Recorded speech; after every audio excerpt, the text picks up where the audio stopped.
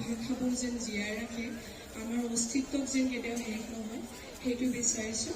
আৰু লগতে পূজাৰ স্থলীৰ পৰা মাৰ ওচৰত সেইটোৱে ৰাখি বিচাৰিছোঁ যেন এনেকুৱা ভাল ভাল ব্যক্তিসকল অকাল মৃত্যু হ'ব নালাগে। তেখেতসকলতো অমৰ, কেতিয়াও মৃত্যু হোৱা নাই বুলিয়েই মই মোৰ বুকুত কৰিব।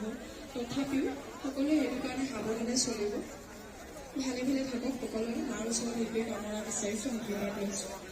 আৰু বিশেষ নকওঁ, আজি যিহেতু অনুষ্ঠান বহুতখিনি বাকী আছে, মই একো প্ৰশিকা হিচাপত ইয়াতে একচুৱেলি অনুষ্ঠান নাগাই মানে কোনোবা যদি শিকা হিচাপত আজি নহয়, এই মঞ্চতে মোৰ ঘৰৰ পদূলি, মোৰ ঘৰৰ চোতাল এখন, গতিকে মই আহিছোঁ ইয়াতে নাগলে আমেৰে পাপুদাই বিহুৱে হওক আৰু এই বাগৰাকী ওতঃপ্ৰোতভাৱে মানুহখিনিৰ কাৰণে কাম কৰি থকা মানুহৰ